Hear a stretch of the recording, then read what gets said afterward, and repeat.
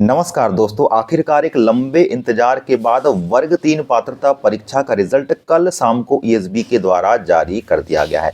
जी हां दोस्तों, ईएसबी के आंकड़ों के अनुसार अगर देखा जाए तो यहां पे 2,16,000 कैंडिडेट अपीयर हुए थे एग्जाम में, जिसमें कि अभी लगभग यहां पे 57,000 कैंडिडेट को ही पात्र पाया गया है, मतलब वो क्वालिफाई हुए हैं। अगर इसको परसेंटेज के अनुपात में देखें तो लगभग 25 से 26% ही ऐसे कैंडिडेट हैं जो यहाँ पे एग्जाम में मिनिमम मार्क ला करके क्वालिफाई कर पाए हैं। तो ऐसी स्थिति में वो कैंडिडेट जो 57,000 है उनको यहाँ पे बहुत भाग्यशाली कहा जा सकता है।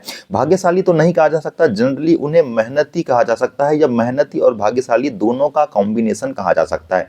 क्योंकि कई सारे ऐसे कैंडिडेट हैं जो बाउंड्री में डिस्क्वालीफाई हुए थे लेकिन नॉर्मलाइज होने के बाद वो क्वालिफाई हो चुके हैं, और कई कुछ कैंडिडेट ऐसे भी थे जो यहाँ पे पहले क्वालिफाई थे लेकिन अब नॉर्मलाइजेशन के बाद उनका जब रिजल्ट आया है तो वो डिस्क्वालीफाई की श्रेणी में आ गए हैं। ऐसे कौन से कैंडिडेट है, कितने कैंडिडेट है, आप जरूर यहाँ पे कमेंट करिएगा जो पहले क्वालिफाई थे और अब डिस्क्वालीफाई हैं, या पहले डिस्क्वालीफाई थे और अब क्वालिफाई हो गए।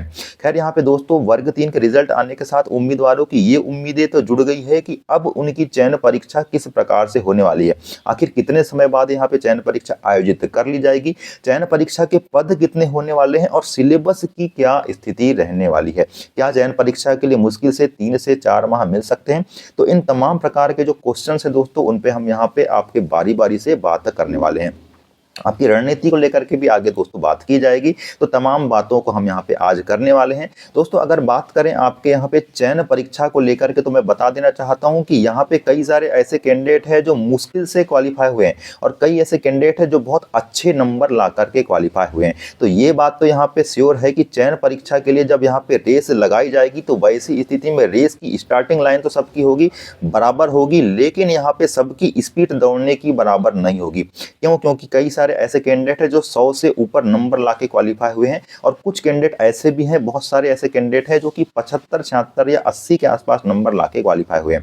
तो आप सोच सकते हैं कि जिन्होंने ज़्यादा नंबर लाया है उनकी तैयारी वैसे भी पहले अच्छी चल रही होगी। तो आप बिल्कुल ये ना समझे कि पात्रता परीक्षा के नंबर नहीं जुड़ते और हम क्वालिफाई हो गए हैं, तो चयन परीक्षा में भी बराबर स्थिति रहने वाली है।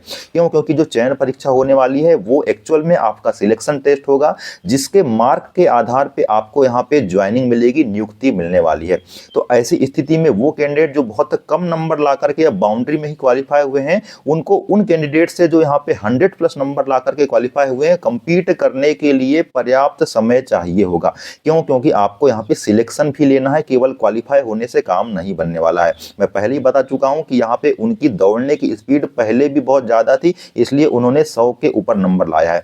तो अगर आप अपनी स्पीड को अभी से इंक्रीज करें, कहने का तात्पर्य यहाँ पे यह है कि अगर आप अभी से अपनी रणनीति को एक अच्छी रणनीति के तहत काम करें, अपने सिलेबस को प्रॉपर वे में अभी से देखने का प्रयास करें, बेसिक को यहाँ पे कंप्लीट करने का प्रयास करें, तो डेफिनेटली आप उनके बराबर हो जाएंगे और उनसे आगे भी निकल सकते हैं। और मैं यहाँ पे उन कैंडिडेट के लिए भी बात करने वाला हूँ जो 100 से ऊपर नंबर ला है। ऐसी स्थिति में होगा ये कि वो कॉन्फिडेंस से भरे हुए रहेंगे।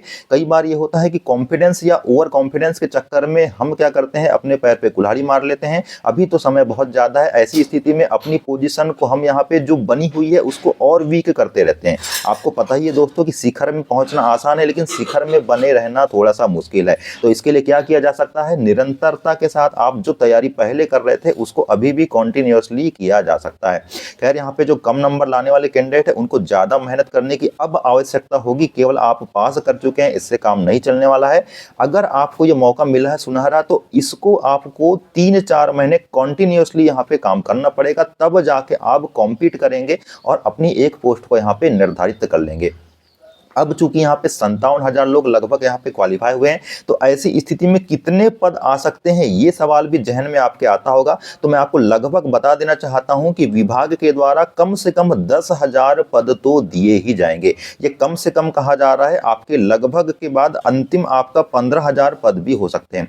अगर 57,000 कैंडिडेट में इन 10,000 पदों को अगर आप बांटने का भी प्रयास करें, तो ऐसी स्थिति में लगभग 5.7 यानी कि यूं कहें कि 6 कैंडिडेट कैंडिडेट पर एक पोस्ट होने वाली है और 6 कैंडिडेट पर एक पोस्ट होगी, तो ये बहुत टफ कंपटीशन नहीं कहा जा सकता। लेकिन एक बात यहाँ पे ये भी श्योर है कि जो अधिकतम नंबर लाए हैं, अगर उन्होंने अपनी पोजीशन को बिल्कुल बनाए रखा और जो कम नंबर ला करके क्वालिफाई हुए हैं उनने अपनी पोजीशन को जैसी ही वैसी ही बनाए रखा, तो जो हाईएस्ट मार्क लाने वाले हैं उनके सिलेक्शन की संभावना उन 10,000 पदों पे यहाँ पर बढ़ जाती है।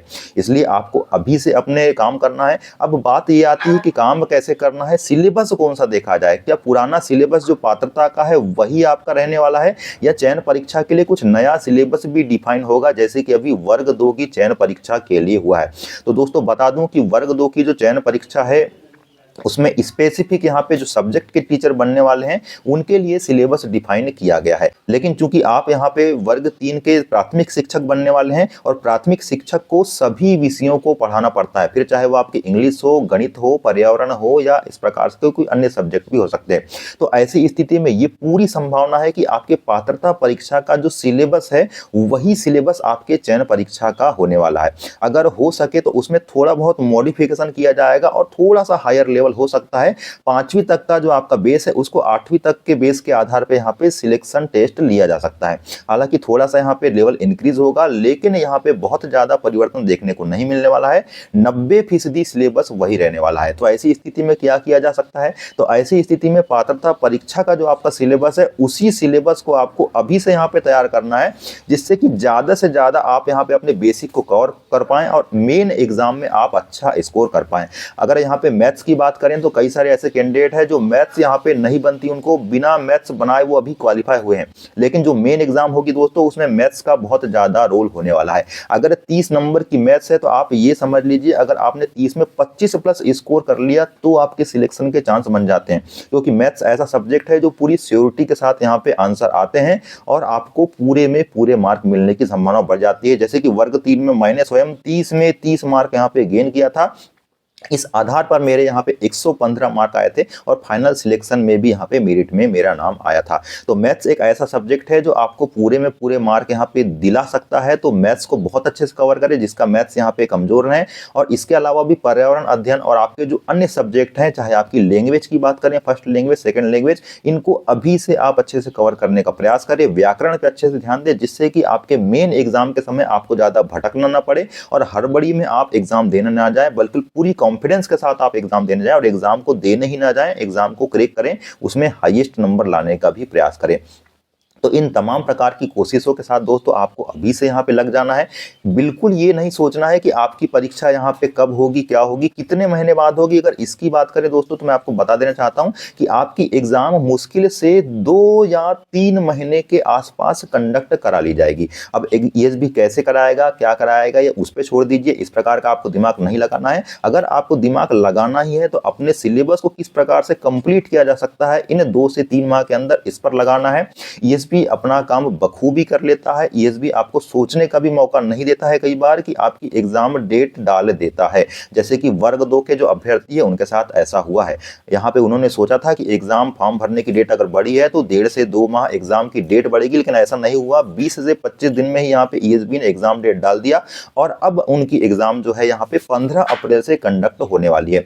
तो ईएसबी किसी भी प्रकार से अपनी वर्किंग मोड पे काम करता है। आनंद फानन में कुछ भी चीजें यहाँ पे घटित तो हो सकती है, तो आपको आगे की जो घटना घट सकती है उसके लिए पहले से तैयार होना है, ताकि किसी भी प्रकार के आपके धैर्य की सीमा ना टूटे और आप यहाँ पे एग्जाम अच्छे से दें और एग्जाम ना दें। उसके अलावा आप एग्जाम में क्या करें, क्वालिफाई भी करें अच्छे मार्क से और अपना सिलेक्शन भी प्राप्त करें और अपना और अपने घर वालों का सबका सपना यहाँ पे साकार करें।